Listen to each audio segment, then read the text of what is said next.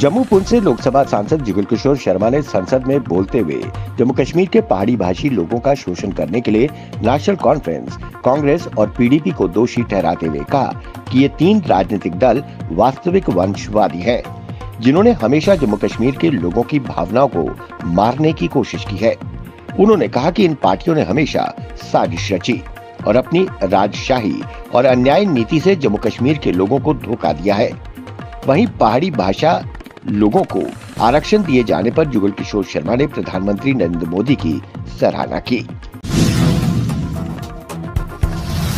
जम्मू कश्मीर के खिलाड़ियों और युवाओं के सशक्तिकरण, कौशल विकास व रोजगार को जम्मू कश्मीर के वर्ष 2024-25 के बजट में प्रमुखता दी गई है।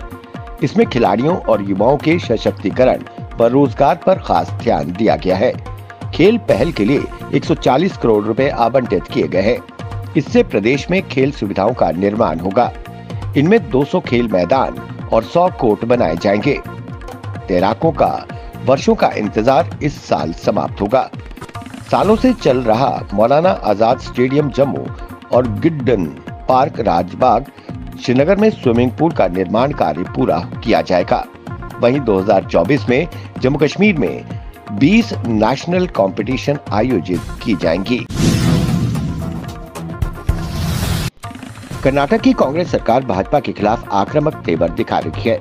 केंद्र सरकार पर आर्थिक अत्याचार और नाइंसाफी के आरोप लगाते हुए मुख्यमंत्री सिद्धारमैया की अगुवाई वाली सरकार ने राष्ट्रीय राजधानी दिल्ली में प्रदर्शन किया। कर्नाटक के शीर्ष कांग्रेस नेता चलो दिल्ली कॉल देकर दिल्ली पहुंच गए हैं। जंतर मंतर पर प्रदर्शन का आगाज हो चुका है। कांग्रेस ने आरोप लगाया है कि केंद्र सरकार की नाइंसाफी के कारण साल 2017-18 के बाद से अब तक कर्नाटक सरकार को 1,87,00,000 करोड़ रुपए का नुकसान हो चुका है। उन्होंने कहा कि मोदी सरकार उम्मीद है हमारी आवाज सुनेगी। वहीं नेताओं ने कहा कि केंद्र सरकार ने गुजरात को जो नीतियां, योजनाएं दी हैं, उन्हें हमें भी देना चाहिए ताकि कर्नाटक के हितों की रक्षा की जा सके। प्रधानमंत्री मोदी ने राष्ट्रपति के अभिभाषण पर लाए गए धन्यवाद प्रस्ताव पर राज्यसभा में अपनी बात रखते हुए उन्होंने कांग्रेस को आड़े हाथों लिया। उन्होंने कहा, कांग्रेस ने हमारे देश की जमीन का बड़ा हिस्सा दुश्मनों को सौंप दिया। जिस कांग्रेस ने आर्म्ड फोर्सेस का मॉडर्नाइजेशन को रोका, वो कांग्रेस आज हमें राष्ट्रीय सुरक्षा और आंतरिक सुरक्षा पर भाषण दे रही है। वो कांग्रेस असमंजस में रही कि उद्योग जरूरी है या खेती। कांग्रेस ये तक नहीं कर पाई कि राष्ट्रीयकरण जरूरी है या निजीकरण। वो कांग्रेस जो अपने 10 साल में भारत की अर्थव्यवस्था को 12वें नंबर पर ले आई। हम भारत की अर्थव्यवस्था को पिछले 10 सालों में 5वें नंबर पे ले आए और ये कांग्रेस हमें अर्थव्यवस्था पर लंबे भाषण दे रही है। जम्मू संभाग के रामबन जिले के बनिहाल में नेशनल कॉन्फ्रेंस के नेता और जिला अध्यक्ष रामबन सज्जाद शाहीन ने बनिहाल बाजार का दौरा किया।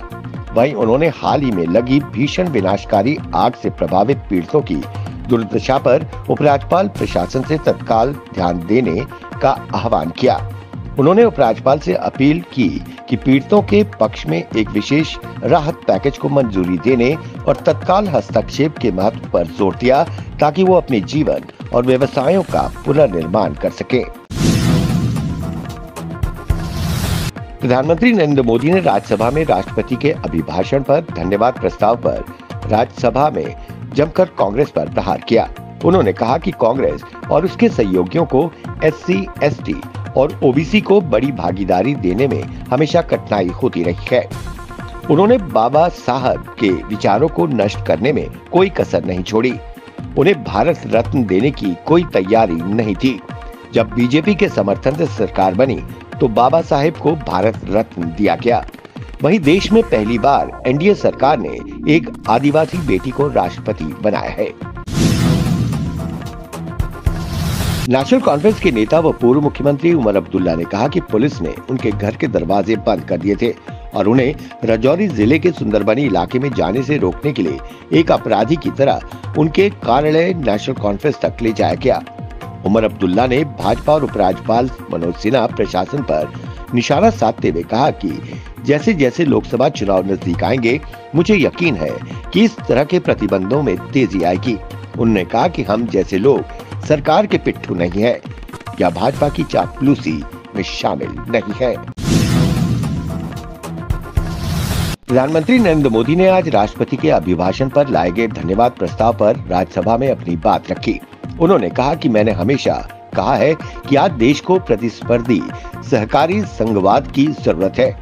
हमारे राज्यों के बीच स्वस्थ प्रतिस्पर्धा होनी चाहिए ताकि वो तेजी से आगे बढ़े।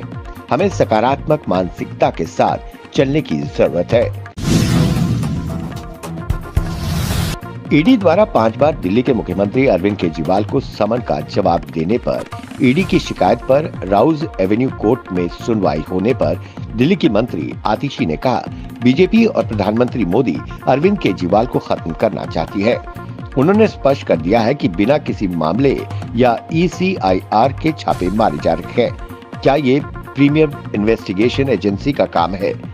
ईडी का इस्तेमाल केवल भाजपा के राजनीतिक प्रतिद्वंद्वियों को खत्म करने के लिए किया जा रहा है और अरविंद केजरीवाल इस लिस्ट पर नंबर 1 पर है।